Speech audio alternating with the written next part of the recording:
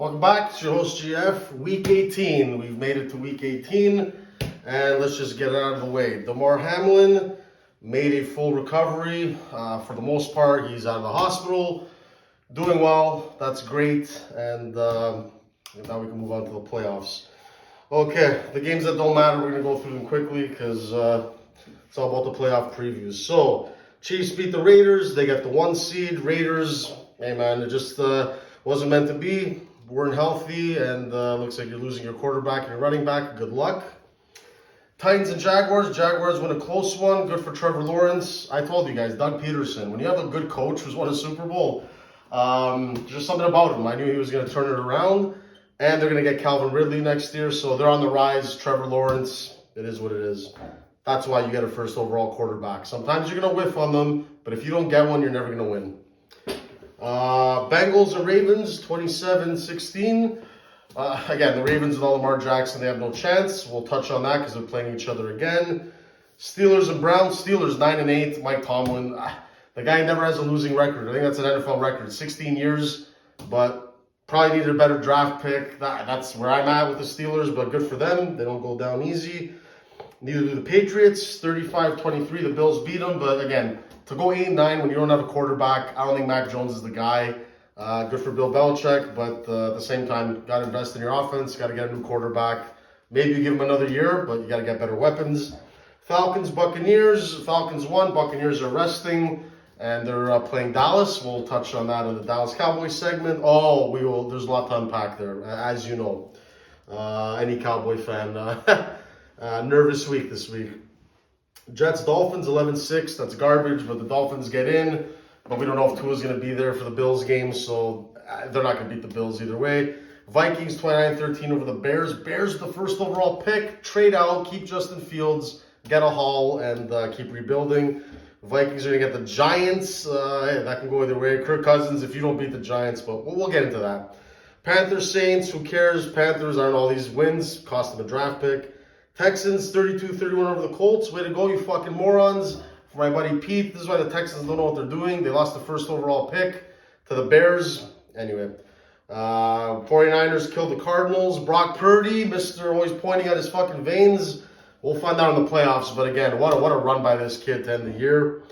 Seahawks, Rams, 19-16. Good for Geno Smith. Saw his numbers. 30 TDs, 11 INT. Basically a 3-to-1 TD to INT ratio. What a year he had. And they're in the playoffs. Giants and Eagles. Ugly one, but hurts. You know, they got the first round bye. Broncos 31-28 over the Chargers. Chargers got in the playoffs, so we finally see Justin Herbert in there. And then Lions, Packers. Packers and Aaron Rodgers. Aaron Rodgers, bad interception, choked, shit the bed. And if that's the way you end in Lambeau, man, this guy's a LeBron James feel to his career, man. Peyton Manning, they've left a lot of winning on the table. If I have to say, in this era, yeah, Peyton Manning, LeBron James, and Aaron Rodgers. You talk about 3 all-time greats, but they suck in the playoffs compared to the Kobes and the Jordans and the Bradys and all that. Wayne Gretzky, it's quite sad to see, but we'll see if Aaron Rodgers comes back, if he goes somewhere else. But anyway, let's get into the matchups here. Ravens, Bengals. Bengals all the way. Even if Lamar Jackson comes back, I think I'm going to put money on this. For me, the Bengals, the Bills, the 49ers, if you want to do a 3-game parlay, I think that's your host GF. That's my lock of the week. Not that I gamble. And something always goes wrong. So we're going to lose that bet, but I'm going to go down with it too. I think I'll put a couple $100 on those 3 just to win. But a little analysis first. Chargers, Jaguars, that's a toss-up. It really is a toss-up. 2 quarterbacks that are very similar style, the hair. That one's really a pick-em. It's whatever you guys like. If you like experience, you might go with the Jaguars because they have Doug Peterson, but that's a toss-up. Seahawks at 49ers, the way the Niners have been playing, and Geno Smith's going to fall off a little bit. He's struggled a little bit down the stretch. The Niners are going to take care of that one. The Bills are going to take care of the Dolphins. If they had Von Miller, that's my easy Super Bowl pick. Easy. Because of Von Miller, I think that might cost them, but this whole Damar Hamlin thing, they're going to circle the wagons, a.k.a. that's what the Bills do anyway. They're going to ride this thing, and they're going to beat the shit out of the fucking Dolphins. And it's going to be bad weather. Josh Allen's built for the bad weather. So Niners are a lock, Bills are a lock, Bengals are a lock. Giants at Vikings. Kirk Cousins, you lose this one. Just like Dak, man. Dak and Kirk Cousins have a lot riding this weekend.